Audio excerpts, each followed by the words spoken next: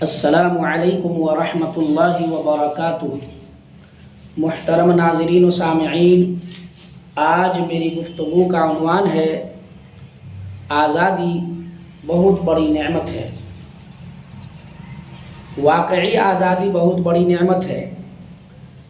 اگر انسان آزاد ہوتا ہے تو اسے آزادی سے ہر چیز سوچنے کا موقع ملتا ہے، چاہے وہ زمین کا معاملہ ہو، چاہے وہ گھر بار کا معاملہ ہو، چاہے وہ کوئی پروگرام کروانے کا معاملہ ہو، چاہے وہ جس چیز کا معاملہ ہو۔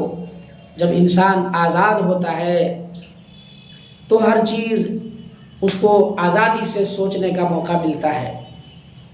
یاد کیجئے اس زمانے کو جس زمانے میں ہمارا بھارت انگریزوں کے قبضے میں تھا، انگریز کے تسلط میں تھا۔ اس وقت انگریز یہاں کے انسانوں پر، چاہے وہ ہندو ہو یا مسلمان، سکھ ہو یا عیسائی، سب پر ظلم کیا۔ انگریزوں نے کسی کو نہ چھوڑا۔ ایک طرف وہ ہندوؤں کو ستایا تو دوسری طرف مسلمانوں کو ستایا۔ ایسا ستایا کہ سب اُب گئے اور انگریزوں کے خلاف تحریک چلانے پر مجبور ہوئے۔ یہاں تک کہ جب کسان اپنے کھیت کو جوت کوڑ کر تیار کر لیتا اور انگریز سپاہیوں کا ادھر سے گزر ہوتا تو انگریز للچائی بھری نظر سے اس زمین کو دیکھتا اور اس زمین کے مالک کو بلاتا اور کہتا تھا کہ یہ زمین تم جوت کوڑ کیے ہو؟ وہ کہتا تھا ہاں۔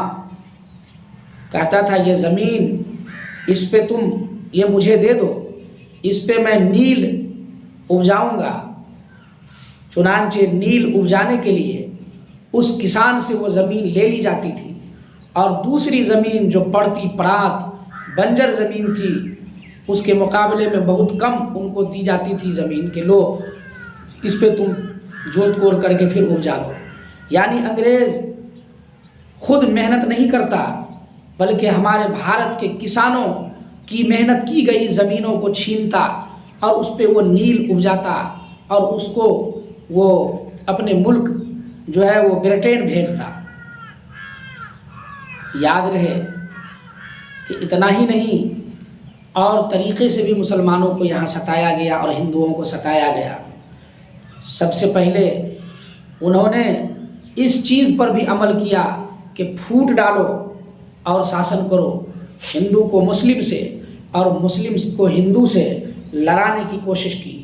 یہاں تک کہ مسجدوں میں سور کا گوشت پھینکوایا گیا تاکہ یہ پتہ چلے کہ یہ سور کا گوشت پھینکنے والا کوئی ہندو ہوگا۔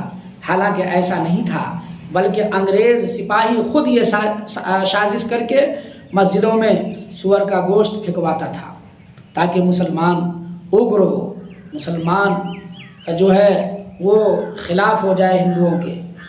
اسی طرح ہندوؤں کے مندروں میں گائے کے گوشت کو پھینکوایا جاتا اور یہ بتایا جاتا کہ مسلمانوں نے ہی یہ کیا ہے تاکہ آپس میں دونوں کی لڑائیاں ہوں، لیکن حقیقت میں یہ تو انگریزوں کی سازش تھی اور وہ خود کرتے تھے۔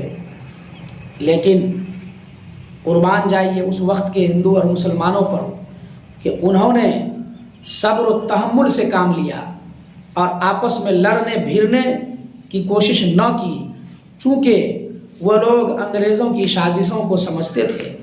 اگر آپس میں لڑ جاتے تو پھر یہ آزادی کی تحریک ماند پڑ جاتی اور اب تک ہم لوگ غلامی کی زنجیر میں جکڑے ہوتے۔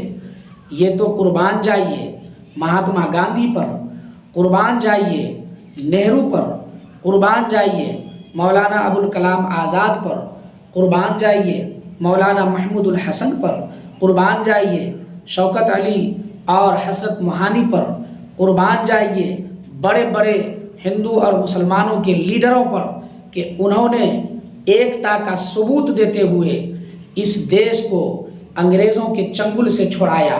खुद तो मरे, खुद तो लड़े, खुद तो कत्ल हुए, लेकिन इस देश को अंग्रेज़ों के चंगुलों में रहना गवारा न किए और इस देश को अंग्रेज़ों के चंगुल से छुड़ा लिए।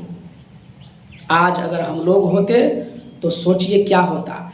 ज़रा सी बात पर हम लोग लड़ जाते हैं, हम लोग एक दूसरे से भिड़ जाते हैं, हिंदू मुस्लिम की बात करने लग कि अगर हम एकता और अमन से न रहे तो फिर एक दिन हमारा ये देश जो सोने का चिड़िया है, ये देश फिर कहीं किसी का गुलाम न बन जाए। इसलिए हम लोग मिलजुल कर रहें, अमन और शांति का संदेश दें, तो अल्लाह ताला हम सबको समझ अता फरमाए। आमीन।